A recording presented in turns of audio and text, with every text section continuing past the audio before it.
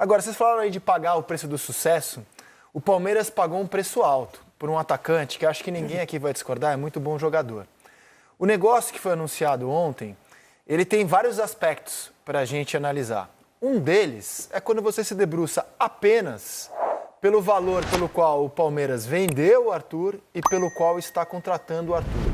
Há 3 anos, o Palmeiras vendeu o Arthur por vontade dele.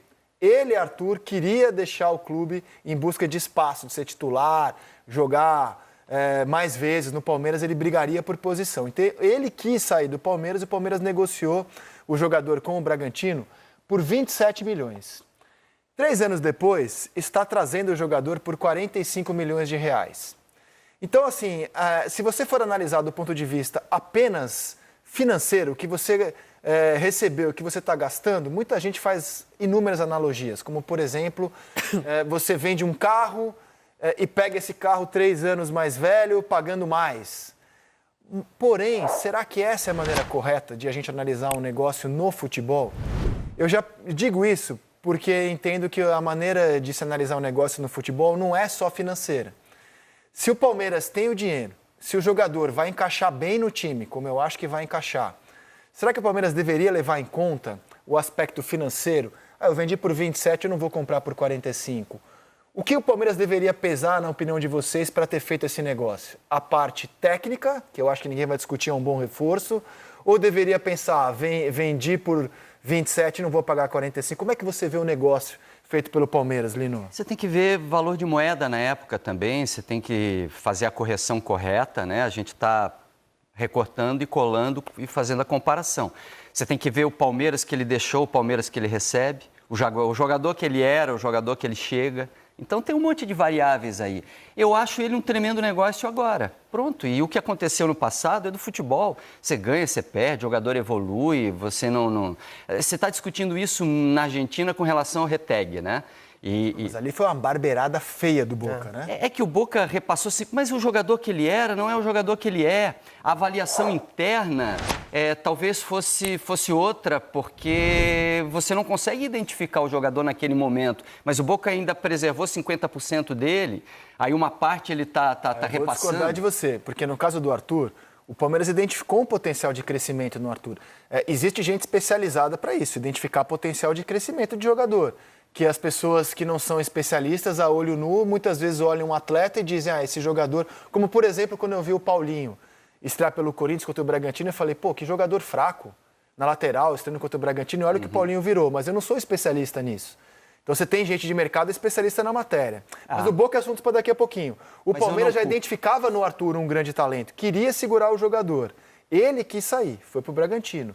E o Palmeiras agora traz de volta. Seria mais ou menos, né?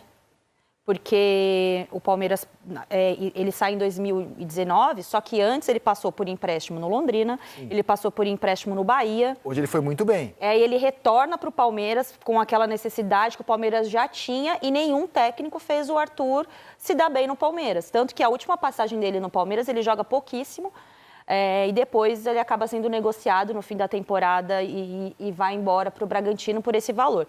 Eu acho que... tem técnicos e técnicos, né? Eu acho que o Arthur deu o azar, entre aspas, de não ter encontrado um Abel lá atrás que teve um pouquinho mais de paciência com ele e também no momento que o Palmeiras estava ali já muito competitivo, porque o Palmeiras vinha de título de Campeonato Brasileiro de 16, vice em 17, campeão da Copa do Brasil em 15, em 18 bateu campeão brasileiro de novo com o Felipão. Eu acho que nenhum técnico assim teve muita paciência para desenvolver o Arthur, que já era um potencial. Aí veio um clube que estava apostando em jovens, que é o caso do Bragantino, contratou o Arthur. O Arthur foi a contratação naquele momento que o Bragantino somava, acho que 45 milhões em contratação. Ele tinha sido uma contratação de bastante impacto.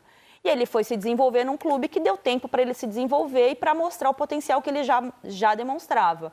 Agora, eu acho que fica curioso um time olhar para trás e olhar para o mercado nacional, alimentar o mercado nacional com esse tipo de jogador e entender que ele poderia ter passado por esse processo dentro do Palmeiras. E, infelizmente, a pressão que existe num time competitivo como é o Palmeiras impediu o Arthur de ter grandes atuações e ter tempo para jogar. coisa que ele conseguiu no Bragantino, mas também acabou virando, nesse momento, um jogador para mercado interno, né? Quando eu digo que ele quis, é porque a gente entrevistou aqui no Seleção o Arthur quando ele foi para o Bragantino.